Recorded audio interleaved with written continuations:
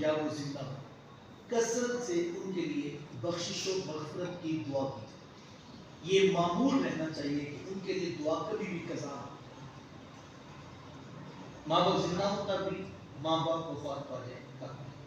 اب اس کا ایک عمومی طریقہ ہمارے معاشرے میں ہے کہ لوگ کل چہلم دستے کے ختم کے عنوان سے محافل کا انعقاد کرتے ہیں اور جو ہے وہ ماں باپ کی بخشش کی دعا کی، یہ باعث برکت ہے، میں ان کا انکار نہیں کرتا۔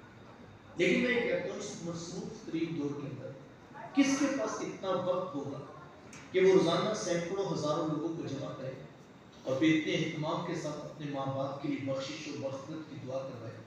تو یقیناً یہ مشکل ہوگا، آپ روزانہ اس طرح کے محافل نہیں کر سکتے، لیکن دعا تو روزانہ کرنی چاہیے، بلکہ دن میں کئی مرتبہ کرنی چاہیے۔